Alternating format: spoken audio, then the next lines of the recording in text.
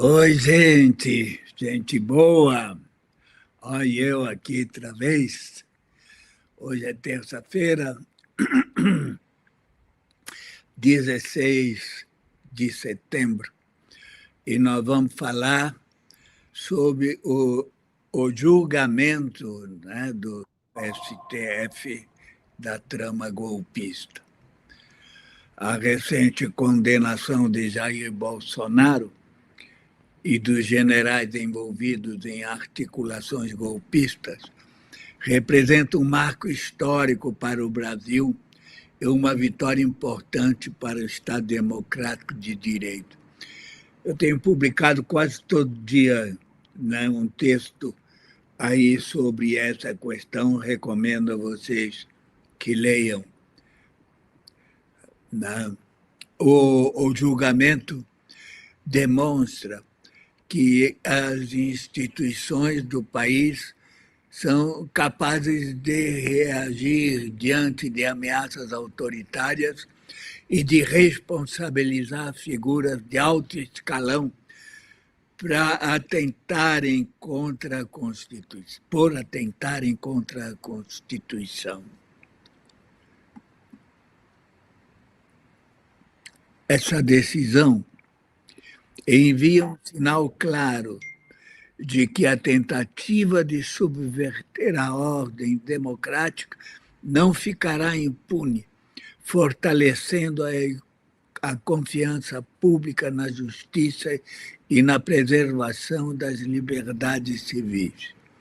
No entanto, o episódio também expõe as fragilidades da democracia representativa brasileira. Ao mesmo tempo em que a condenação reafirma o peso das instituições, ela revela o ambiente de chantagem parlamentar e disputas de poder que ainda limita avanços estruturais e compromete a estabilidade política. Entre as vitórias jurídicas e tensões políticas, o Brasil enfrenta o desafio de consolidar uma democracia que vá além da punição de golpistas, garantindo mecanismos efetivos de participação popular e reformas que blindem o país contra novas ameaças autoritárias. Para debater o julgamento e o cenário político brasileiro, eu converso com Cássio Moreira, né, pós-doutor em História da Universidade Federal Fluminense, doutor em Economia na Universidade Federal do Rio Grande do Sul, né, professor de Economia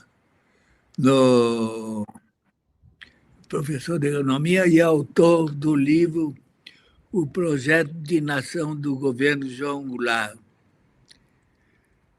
Vocês sabem que a TV Diálogo do Sul Global é uma voz do Sul Global aqui no YouTube, lutando pela libertação dos povos e contra o imperialismo. Quer fortalecer esta rede de resistência? Clique em Seja Membro aqui embaixo no vídeo e conheça nossas 3 faixas de apoio. Apoio solidário, contribuindo com um valor de R$ 4,99. Não é nada, não. Mas para nós é importante, porque, né, na quantidade a gente consegue amealhar aí recursos. Mas você também pode contribuir como membro da resistência com R$ 19,99, ou como guardião do Sul Global, contribuindo com R$ 49,99. Junte-se a nós, né? Participe de sorteios e receba conteúdos exclusivos. Sua contribuição é essencial para manter viva essa voz de luta e transformação. Além disso, você pode contribuir com um Pix de qualquer valor aí no pix@dialogosdosul.com.br ou faça um superchat que a gente lê ao vivo aqui mesmo, né? Em seguida. Cássio, em nome da Diálogo do Sul Global, agradeço a sua presença e lhe dou as boas-vindas. Eu quero que você conte um pouquinho da sua história, né? Da sua vida e sua formação. A gente até já adiantou aí alguma coisa, mas a sua trajetória como militante político é que seria bom para o nosso público conhecer com quem estamos dialogando, né? Bom, em primeiro lugar, boa tarde, boa noite, bom dia, dependendo do horário que as pessoas vão assistir, né? Muito obrigado pelo convite, Paulo. Me honra muito, né? É a segunda vez que eu estou no teu programa e para mim é uma honra, né? Ainda mais pela tua trajetória, desde lá do jornal Última Hora, enfim, é bastante honroso meu convite, o convite para estar aqui com vocês. Bom, de forma bem breve, né, já que a parte acadêmica tu já deu um breve resumo, eu sempre gostei de política desde criança, até porque havia um parentesco com Vargas, Getúlio Vargas, então isso fez com que eu me interessasse desde pequeno por política, né? Já passei por todos os partidos de centro-esquerda, né? Já concorri a deputado federal pelo PSOL, a vereadora, a deputada estadual pelo PCdoB, a vereador pelo PSB, pelo PT e pelo PDT. Então, hoje, atualmente, eu me encontro sem partido e também estou ajudando na reconstrução do antigo PTB, né, o verdadeiro PTB do Vargas, do Jango, do Brizola. Né? Então, atualmente, eu não estou filiado a partido algum, mas eu sou um apaixonado por política e acho que tento contribuir, que nem um grão de areia, né, nas minhas publicações, nas minhas pesquisas, né, por um país mais justo e solidário. Então, é nessa condição que eu me atrevo embora a minha formação toda praticamente é na área da economia, né, eu dou aula de economia brasileira, principalmente, mas eu dialogo um pouquinho com a questão da ciência política, né, da história, então eu arrisco a contribuir um pouquinho, né, nessas áreas também. Então, pela primeira vez na história do Brasil, a justiça condenou um ex-presidente e generais com alta patente pelo envolvimento na tentativa de golpe. Na sua opinião, o que o julgamento e seu resultado significam para a democracia no Brasil? Né? Ao mesmo tempo, na sua visão, quais são as limitações desse processo? Né? A história do Brasil ela é marcada por golpes, né? Diferentes golpes, seja o golpe civil-militar de 1º de abril de 1964, embora, Paulo, alguns, até de esquerda, eu escuto eles falarem em 31 de março, não, o golpe foi no dia 1º de abril, né, de 64. Nós temos também um golpe parlamentar travestido de impeachment, que foi contra a nossa presidente Dilma Rousseff, né? E nesse momento também ascendeu, desde as manifestações de junho de 2013, que na minha opinião é o divisor de águas. Nota, Paulo, a Dilma seria reeleita em primeiro turno se as eleições fossem em maio de 2013, ou seja, praticamente o mandato dela começou em 2011, 2012, praticamente 2 anos e meio de mandato, ela seria reeleita em primeiro turno. Ela tinha uma aprovação, inclusive, mais alta do que o Lula, né? E a partir das manifestações de 2013, a popularidade dela despencou e ela quase não se reelegeu contra o Aécio. E então eu vejo que essas manifestações de junho de 2013, até com muita intervenção estrangeira, inclusive, né, redes sociais, enfim, várias coisas que aos poucos vai ser descoberto, ela de certa forma foi o embrião que organizou o antipetismo de forma disciplinada e organizada, que culminou no bolsonarismo, cujo principal expoente é o Bolsonaro.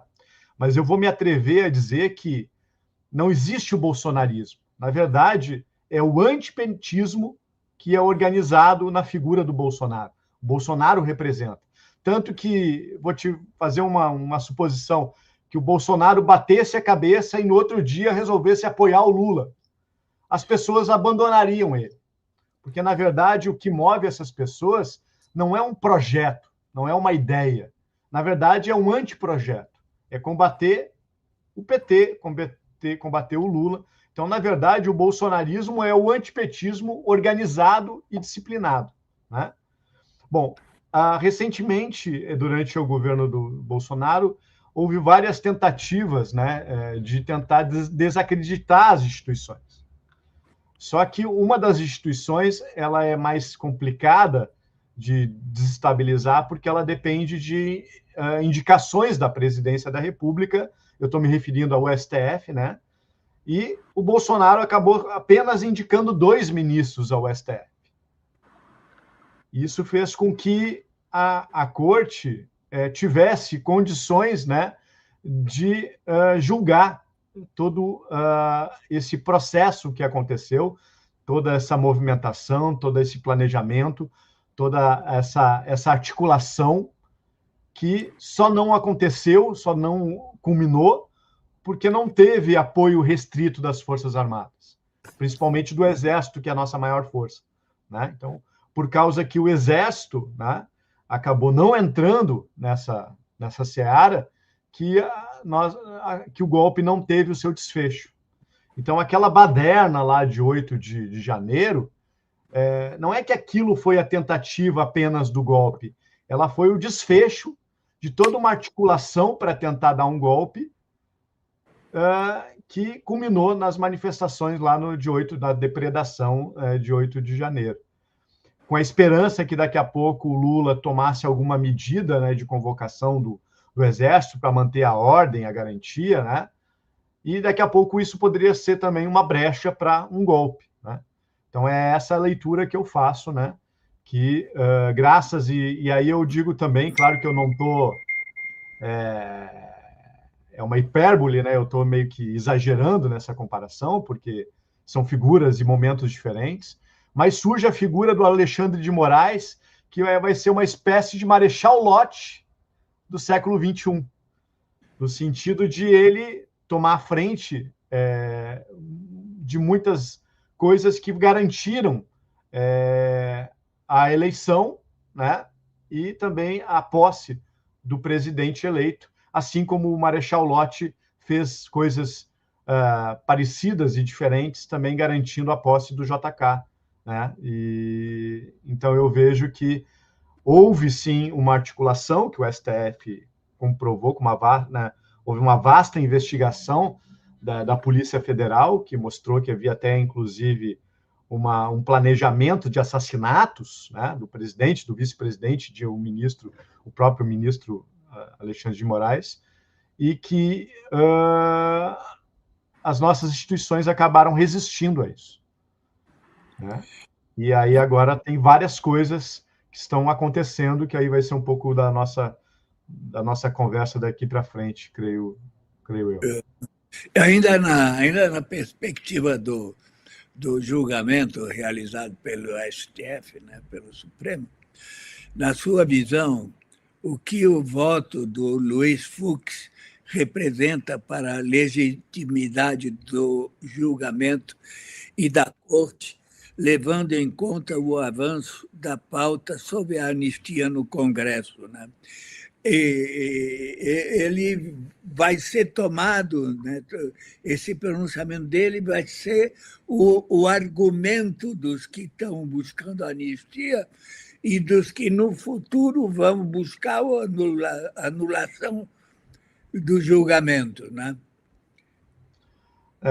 Causa muita estranheza, muita curiosidade até, porque no próprio julgamento das pessoas que participaram do movimento de 8 de janeiro, o Fux acaba mudando bastante o entendimento, o voto dele, né? Então, o que tange, pelo menos, uma forte incoerência em relação ao próprio Fux. E se tu olhar a trajetória do Fux, o Fux sempre foi caracterizado, e aí me perdoem, eu não sou da área do direito, sou da área da economia, mas o Fux acaba sendo o que chamam de um juiz mais punitivista, né? Não um juiz legalista no sentido de não que havia o voto dele, no meu entendimento, havia fundamento em muitas coisas, creio que não. Mas ele muda, inclusive, a forma, né, dele atuar como ministro. E a duração do voto também pareceu que foi mais uma... pareceu que foi mais uma criação de conteúdo para recortes em redes sociais do que propriamente um voto, né? Porque ele teve outros momentos para falar coisas que ele falou que ele não falou, que ele acabou não falando, né? Então, eu penso que que nem diria o nosso ex-presidente Jânio Quadros, forças ocultas que talvez estejam por trás, né? Forças, talvez, com estrelas vermelhas, listras vermelhas, azuis, enfim, como qualquer cor que possa ser. Essas forças, na minha opinião, acabaram influenciando muito, tanto que havia até uma sinalização, antes mesmo do julgamento, do próprio Estados Unidos com o presidente Trump, deixando o próprio ministro Fux fora das sanções que foram feitas, né, a alguns ministros do STF, deixando os dois indicados pelo Bolsonaro de fora, e o próprio Fux também ficou de fora dessas punições de não poder ir para a Disney, por exemplo, né? Então, isso já indicava que o próprio ministro Fux teria um voto favorável ao entendimento, né, do juiz Trump, né, enfim, ao entendimento de outros que defendem o presidente Bolsonaro, o ex-presidente Bolsonaro. Em relação aos recentes ataques realizados pelo Trump, né? Já que estamos falando do Trump, são ataques à soberania, né? Na sua visão, podemos esperar um agravamento das tensões entre os países diante do resultado do julgamento? A gente teve manifestação recente do Guzano, que é secretário de Estado, né, que corresponde a ministro de Relações Exteriores.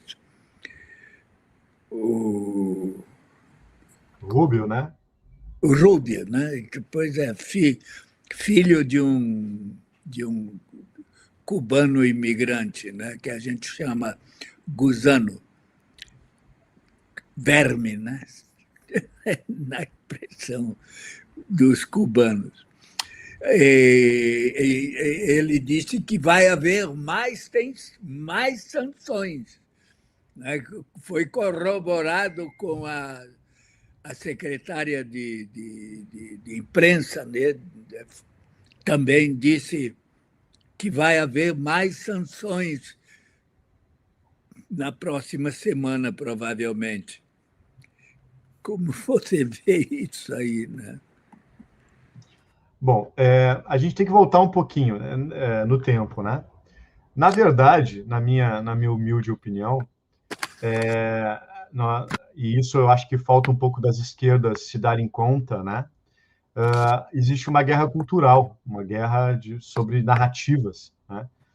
E uma das figuras importantes nessa construção dessas narrativas foi o falecido, então, Olavo de Carvalho, que foi uma espécie de mentor intelectual, se é que dá para usar, embora fosse um homem bastante inteligente, né?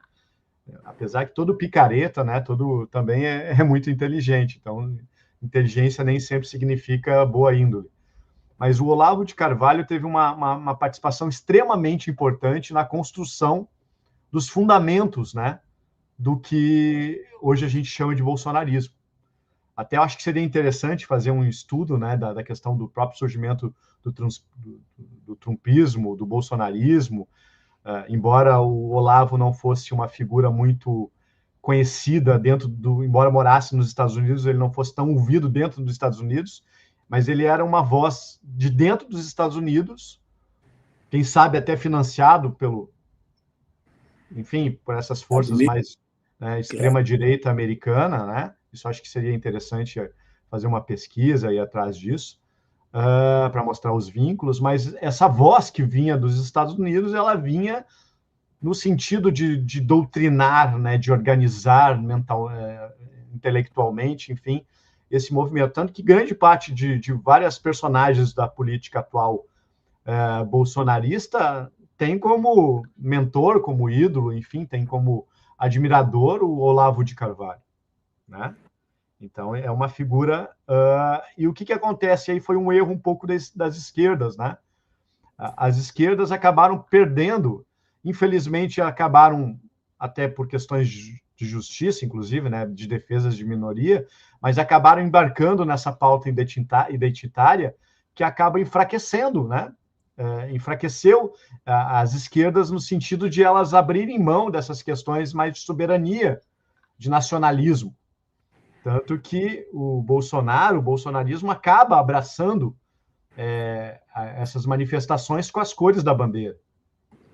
Então, quem não é muito ligado à política, muitas vezes associa o bolsonarismo com a defesa da pátria, porque está lá o pessoal com bandeira do Brasil, por isso que foi espetacular para as manifestações bolsonaristas eles abrirem na Avenida Paulista uma enorme bandeira norte-americana, porque isso acaba enfraquecendo um pouco essa narrativa, né, que eles são nacionalistas, né? E há uma diferença entre ser patriota e nacionalista, né?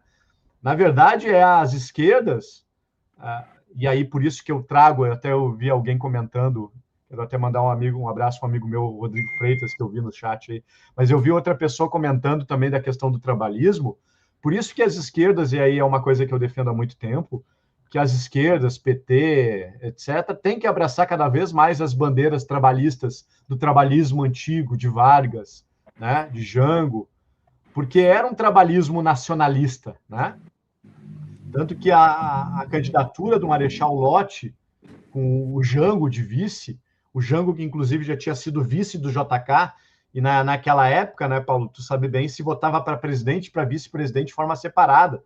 E nessa eleição que o Marechal Lott foi o candidato, havia a união do nacionalismo econômico de uma parte dos militares com o trabalhismo, né, o social, que representava o Jango e também, embora representasse o nacionalismo também. Então, as nossas esquerdas acabaram perdendo um pouco esse trem. Claro que agora, com essa nova questão de soberania, etc., o Lula tem trazido cada vez mais para os seus discursos esse conteúdo de soberania. Só que isso foi perdido ao longo do tempo. Até porque, embora, e aí é uma questão polêmica, né, eu argumento nos meus escritos, que o PT também é um partido trabalhista, claro que não é o mesmo trabalhismo do Vargas, do Jango, até porque são épocas diferentes, e o próprio PT surge como um movimento antitrabalhista, né, que via o trabalhismo como uma manipulação de massas, um populismo, mas o próprio Lula vai mudando a sua concepção, né, especialmente depois da leitura da trilogia sobre o Vargas, que o Lula leu até na prisão. O Lula hoje tem toda a visão, tanto que recentemente ele fez um discurso onde ele cita um discurso do Vargas, né? Extremamente importante, falando sobre as ameaças estrangeiras. Então, o que acontece? Há essa narrativa que as esquerdas se perderam, né, da questão do nacionalismo. E aí a direita acaba usando essas bandeiras de pátria, família, né, patriota, que, na verdade, isso existe muito forte nas esquerdas também. Só que tem que ser resgatado. Eu sempre brinco que o PT é aquele filho que saiu de casa e ficou 21 anos longe do pai. O pai, eu me refiro ao trabalhismo do Vargas, do Jango, né? E que aos poucos está se encontrando com isso. É essa leitura que eu faço em relação ao PT. Mas o PT é o partido que mais... é o maior partido de esquerda do Brasil e talvez da América Latina, e é o partido que mais defende as bandeiras trabalhistas, né? Embora não traga muito nos discursos o termo trabalhismo, também, que, na minha opinião, é outro erro que o partido, né, comete, de não abraçar essas bandeiras trabalhistas. Então, não sei se eu cheguei a responder, eu falei vários assuntos meio que interligados, Paulo. Você colocou aí no fundo da tela a capa do Ao meu livro, né? livro. É. Então, fala um pouco desse livro aí, como é que você resgata o projeto do João Goulart, é isso? Na verdade, esse livro ele vai surgir, né? Vai surgir na faculdade. A ideia de pesquisar sobre o Jango vai surgir no final do meu mestrado, início do doutorado, onde eu decido fazer sobre. Primeiro, eu quero ter como orientador um dos caras que mais sabe sobre Getúlio Vargas do Brasil, o professor Pedro Fonseca, né? Aqui da URGS, aqui do Rio Grande do Sul, que meu doutorado é na URGS. E aí, então, conversando com algumas pessoas, como o professor de História Charles Siddhartha, entre outros, eu acabo me interessando por Jango, né? E aí eu começo a pesquisar. E aí eu encontro um filme e um livro que vão ser que fazem com que eu me apaixone pelo assunto, né? Um livro é do Muniz Bandeira, que depois vai ser meu co-orientador no doutorado, no pós-doutorado, que eu vou ser supervisionado pelo Jorge Ferreira, que é outro um dos caras que mais entende sobre trabalhismo do Brasil, e o Muniz Bandeira, que vai estar aqui, na Alemanha, né? O já falecido Muniz Bandeira, que vai escrever um livro, o Governo João Goulart e as Lutas Sociais no Brasil. E esse livro, para mim, é um dos livros mais importantes da história do Brasil, e é impossível qualquer pessoa entender o Brasil sem ler esse livro. Então, é uma referência que eu faço. E o outro é do, infelizmente, falecido, né, recentemente, Silvio Tendler, que ele faz um documentário chamado Jango. Fabuloso, fabuloso, fantástico. Então, o filme Jango, o documentário Jango e o livro do Muniz Bandeira, O Governo João Goulart, fazem com que eu me interesse por pesquisar e aí acabo fazendo uma tese de doutorado de mais de 400 páginas, que depois eu mando para um jornalista daqui chamado Juremir Machado.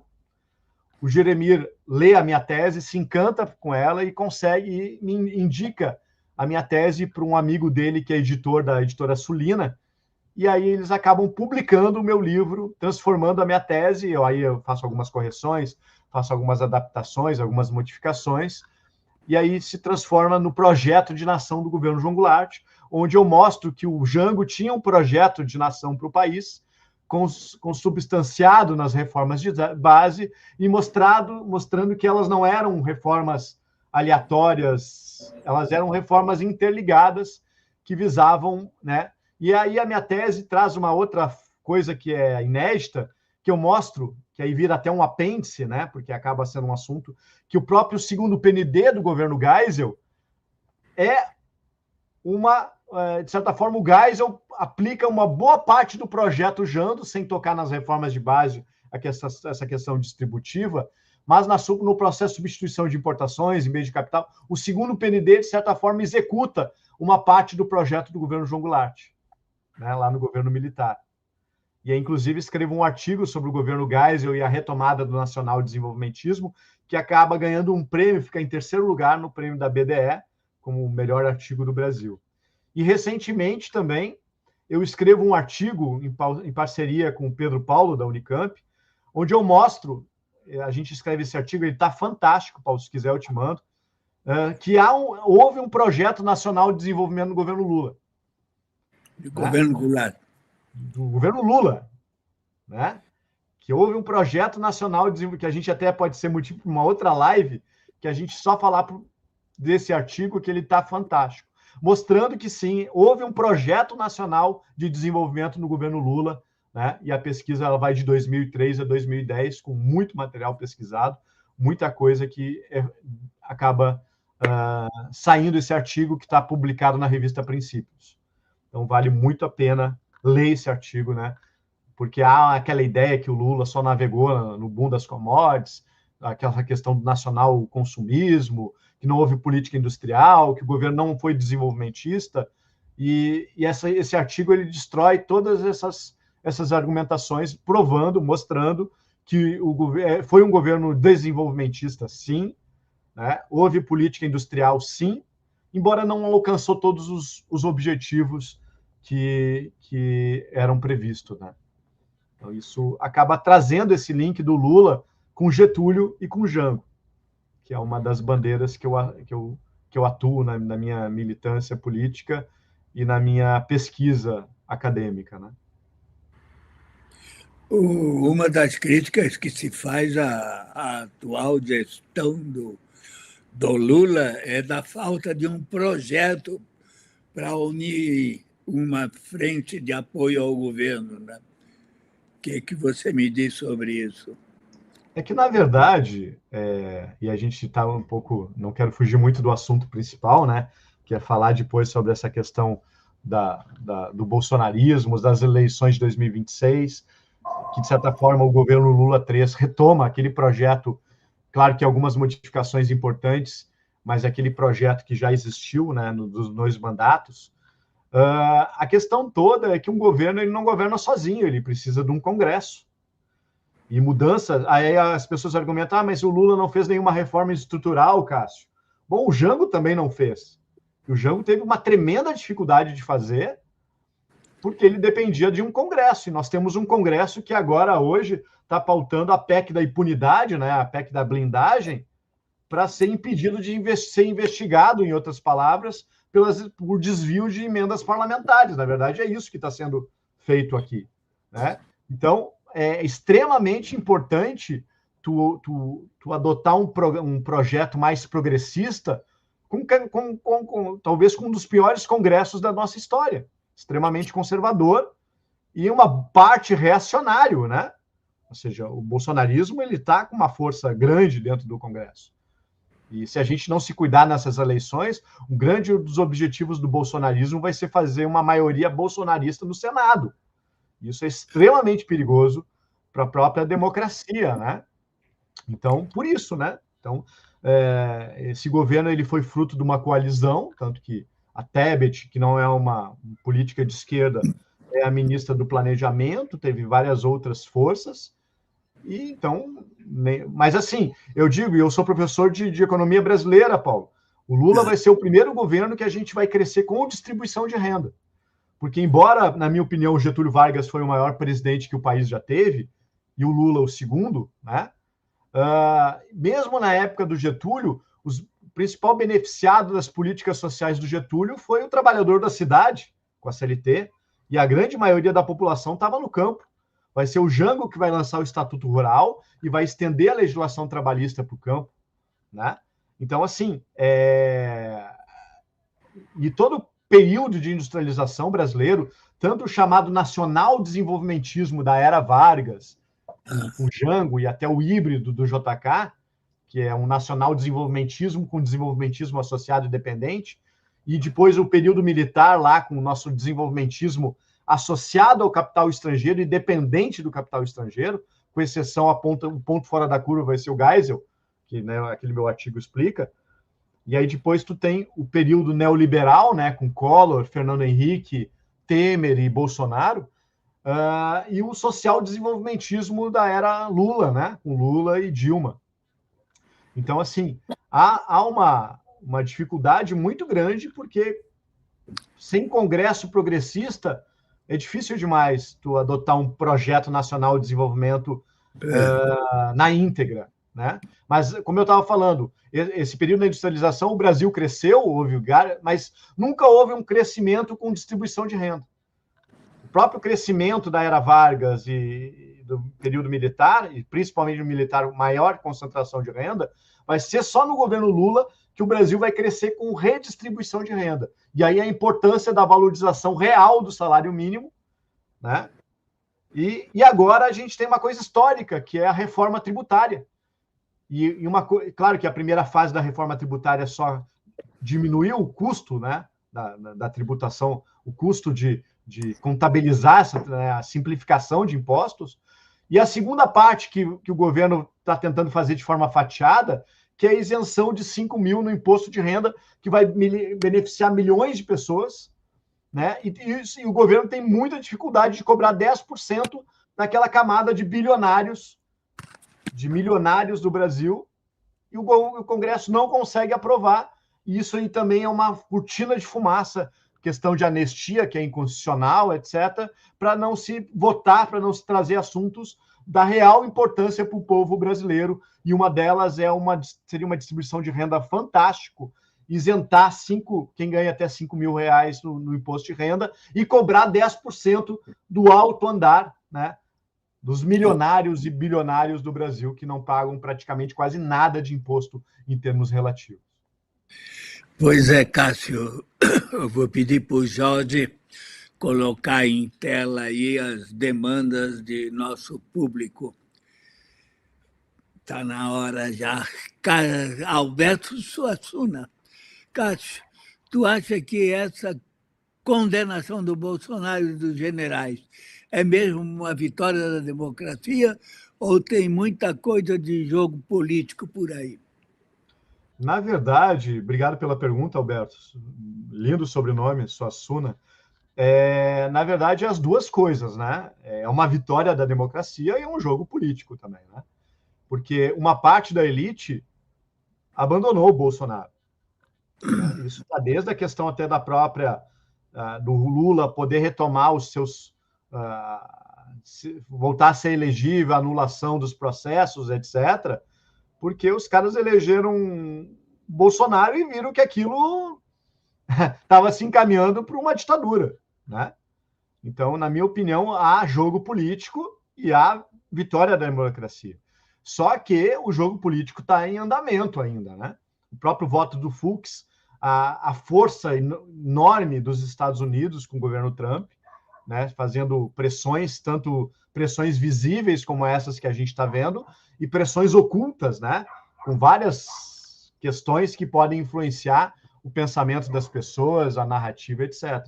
Então, não se vencer uma batalha, né, mas a guerra ainda está a todo vapor, e dependendo dos resultados das eleições de 2026, a democracia ela pode ser corroída por dentro, por meio das instituições. Porque o golpe que estava se tentando dar não é aquele golpe tradicional lá do tanque, né? Na verdade, era um golpe que estava tentando se desacreditar as instituições e corroer as instituições. Imagina se o Bolsonaro consegue, o próximo presidente da República vai indicar 3 ministros para o STF.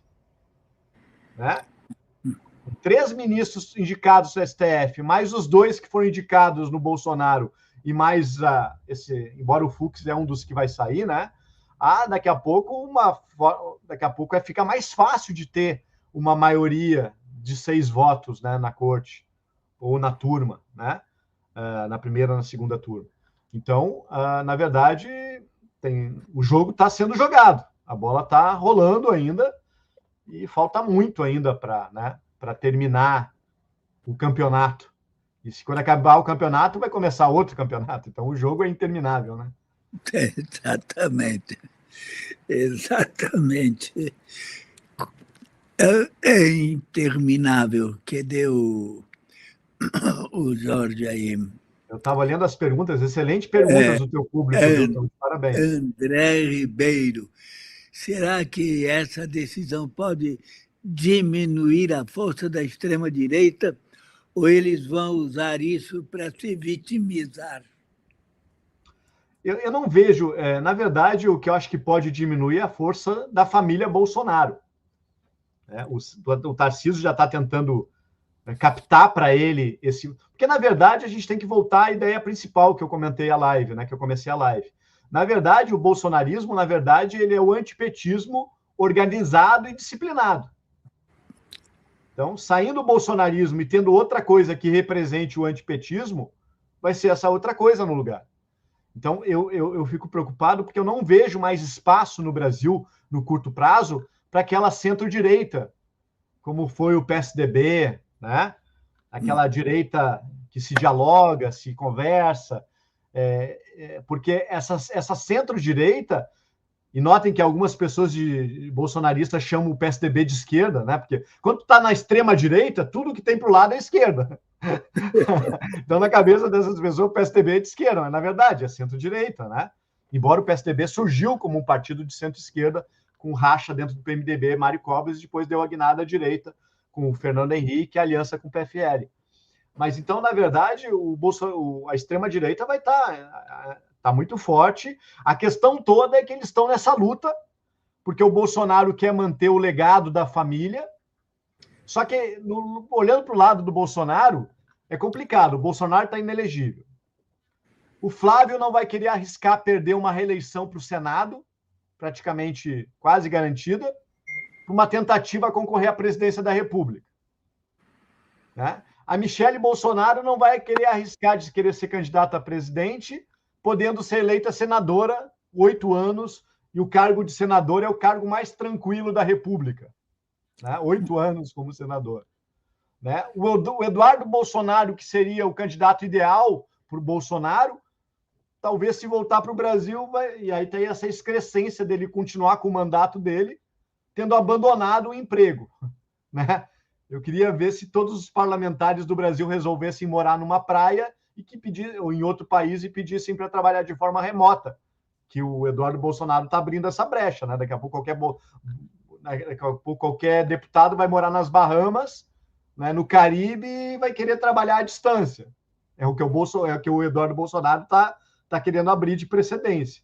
Só que o Eduardo Bolsonaro, com toda essa traição à pátria brasileira, é um dos maiores traidores que eu já presenciei na história, né, de lei e tal, é o Eduardo Bolsonaro articulando as taxações contra o próprio país, que prejudica milhares e milhões de pessoas e setores econômicos. O próprio Eduardo Bolsonaro não tem como ser candidato. O Carlos Bolsonaro, o outro filho, é complicado, né? O Renan está lá vivendo a vida de playboy lá em Balneário Camboriú. Então, assim, não tem muita... Então, só que o Tarcísio não é confiável, porque quem garante que se o Tarcísio assume a presidência, ele vai querer retomar? Ele vai daqui a pouco num discurso dizer que está tentando livrar o Bolsonaro, mas ele vai querer que o Bolsonaro fique cada vez mais afastado para ele consolidar essa linha política, né, do Tarcísio. O Zema, a gente já viu recentemente numa entrevista, eu nunca vi um político tão despreparado politicamente na minha vida. Foi vergonhoso a entrevista que ele deu no Roda Viva, no Canal Livre, não lembro qual é o programa. Né? O Ratinho também não vai perder a oportunidade de daqui a pouco ir ao Senado, enfim.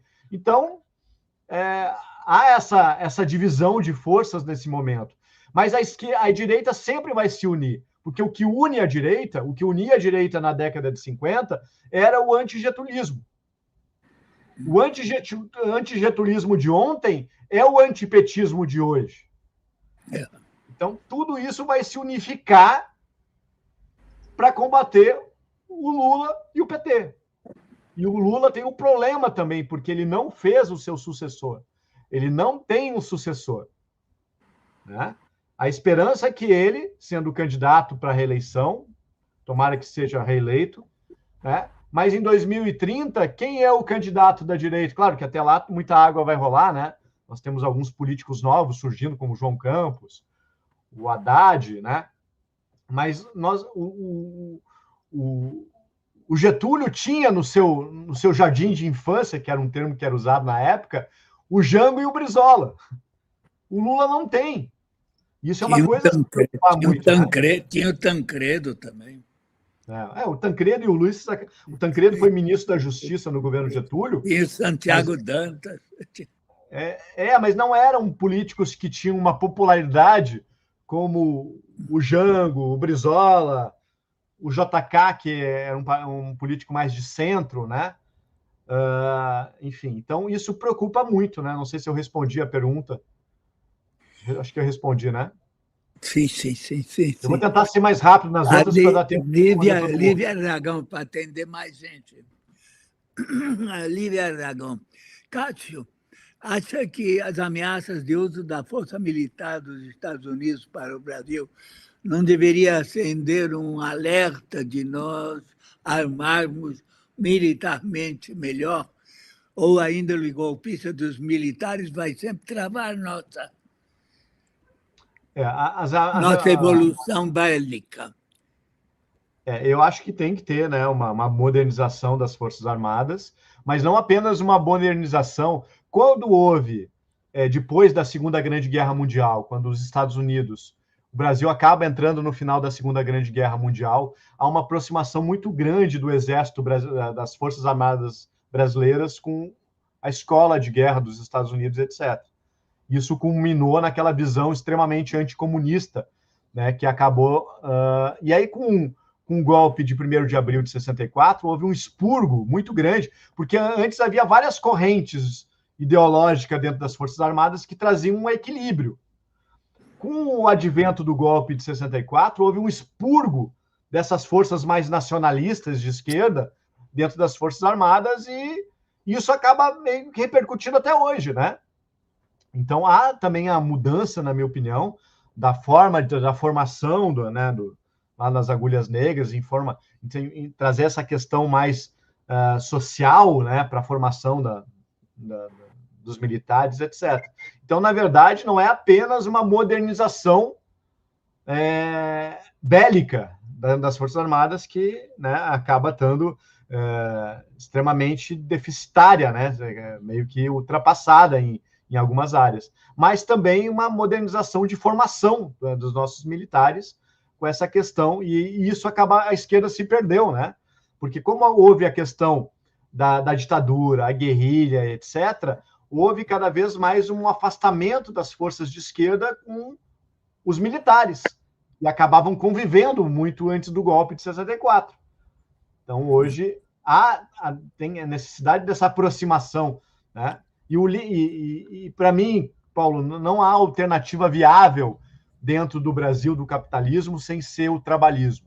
O trabalhismo é o que vai nos unir, né, com a questão da soberania nacional, com a questão de ampliação dos direitos sociais, e isso, infelizmente, o PT, PSOL, enfim, acabam ficando muito defasado, porque eles não acabam trazendo... O trabalhismo é um patrimônio do povo brasileiro, e isso tem que ser cada vez mais abraçado por essas forças de esquerda.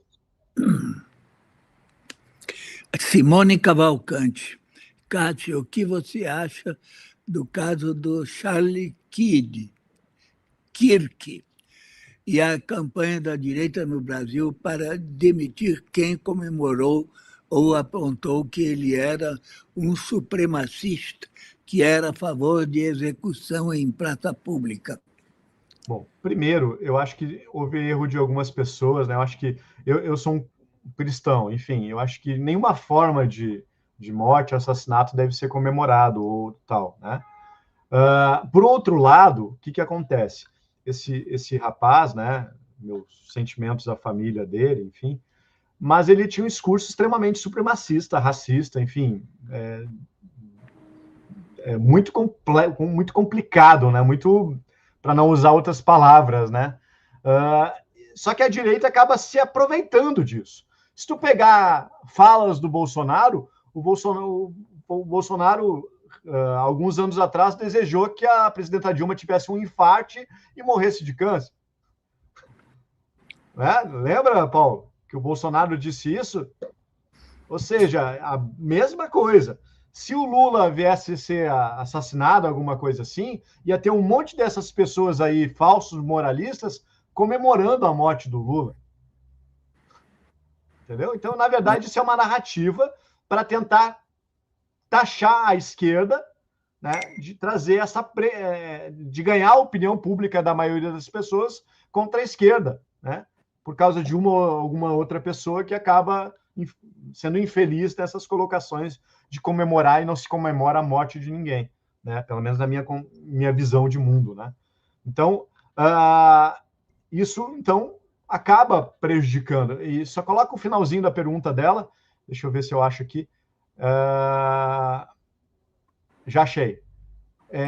Então, assim, e aí, uma das coisas mais execráveis que eu vi é essa campanha, né, do Nicolas, outros, para demitir pessoas, ou seja, é algo extremamente autoritário, ditatorial, autocrático, né? É um absurdo essa questão de demitir pessoas que, enfim, né, comemorar ou simpatizar, ou de esquerda e tal.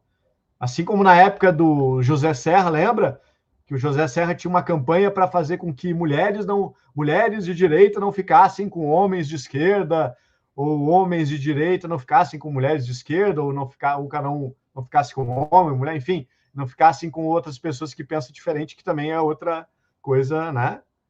Acho que as pessoas têm que se respeitar o que elas pensam, e isso é a arte da política, é conversar com quem pensa diferente, né?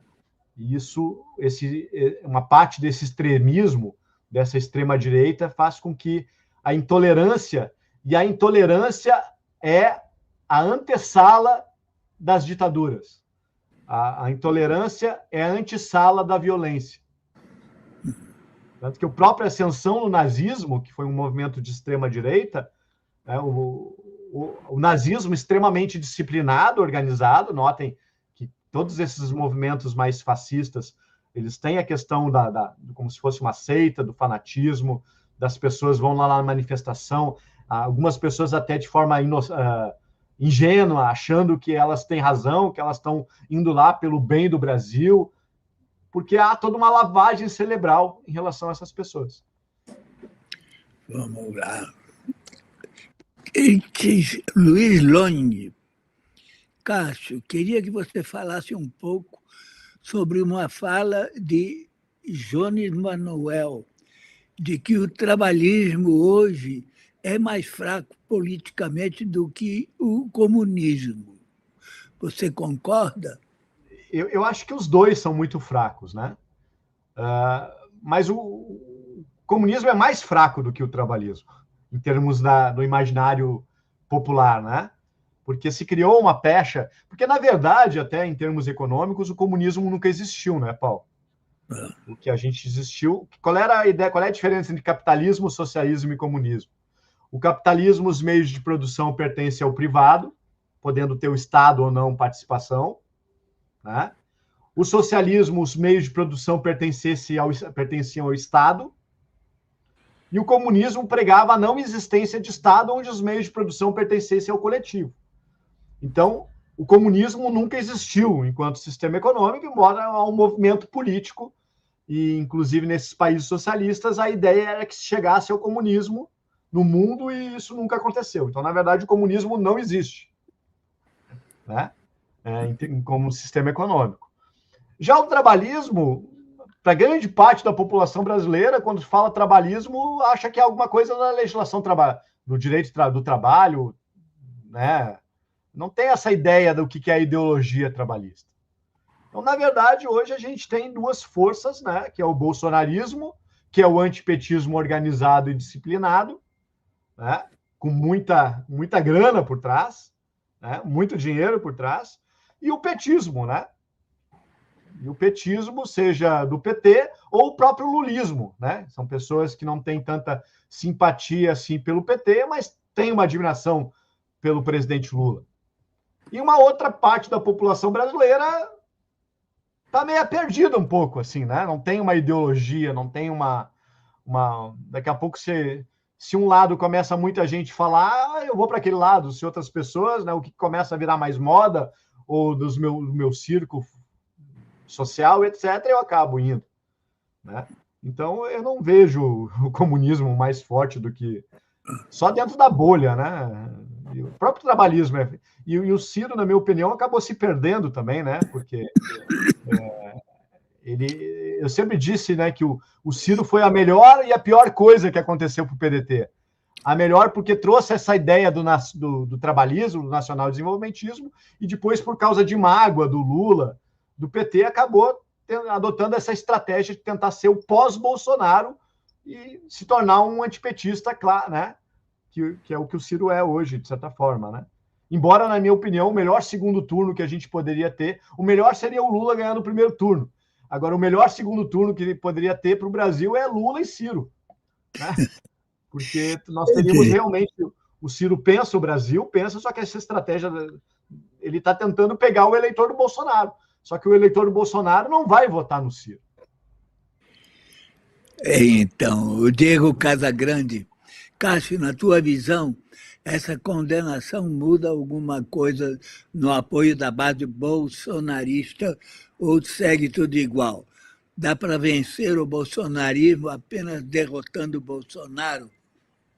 Não, né? Eu vou começar pelo fim. Não dá para vencer. O bolsonarismo é algo maior do que o Bolsonaro.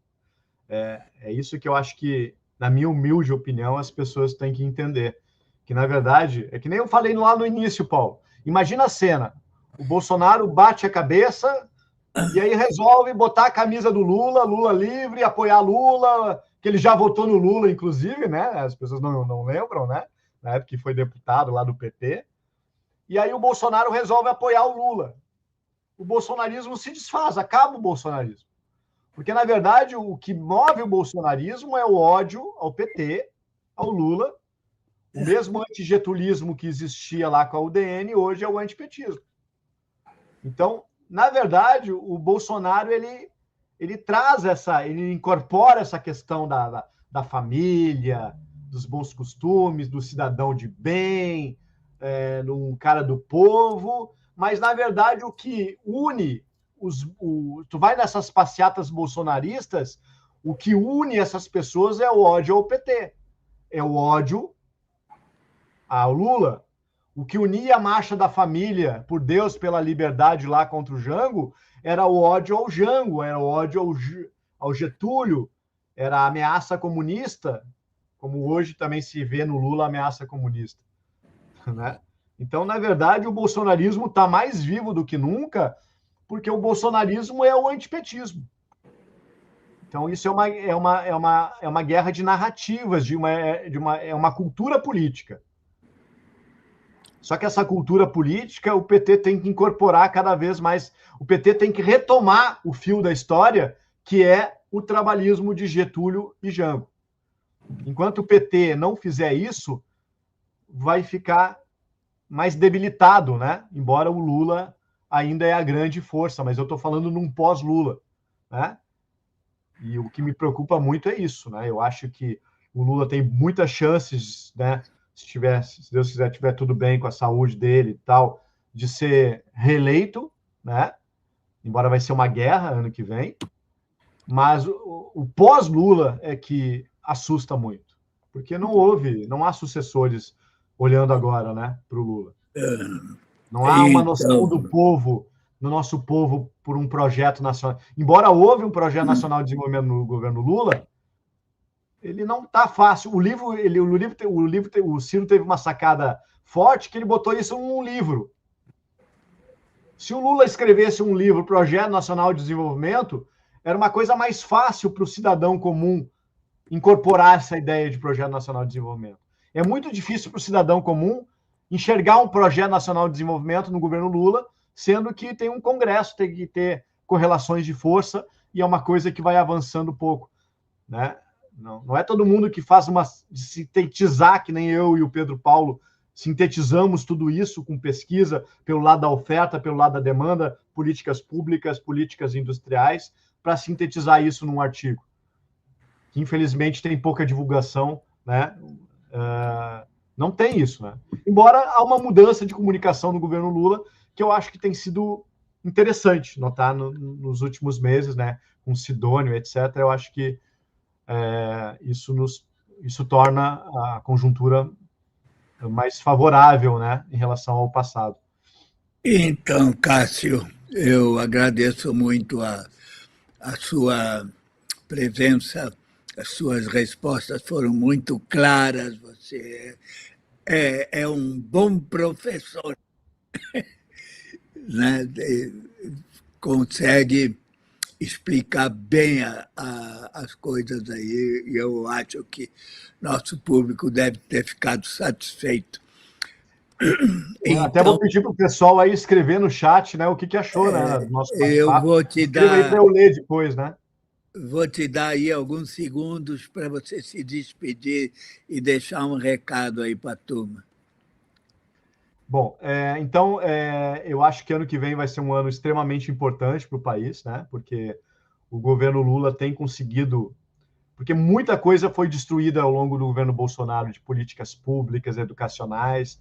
Foi uma terra, assim, é engraçado as pessoas dizerem Bolsonaro, melhor governo, melhor presidente, algumas pessoas dizem, mas se tu começar a apertar e conversar, as pessoas não sabem, é uma seita, é uma crença, entendeu? É um dogma que as pessoas acreditaram. Porque se tu for pesquisar a fundo, foi um dos piores presidentes, foi um dos piores governos que o país já teve, em termos de política econômica, social, etc. Foi muito, muito, muito, muito, muito ruim. E o governo Lula levou praticamente 2 anos para reconstruir tudo que tinha sido destruído. Porque o projeto do Bolsonaro não é um projeto de construir algo. O projeto do Bolsonaro era destruir o PT, destruir coisas feitas pelo PT. E os seus aliados, enfim, né? Então, há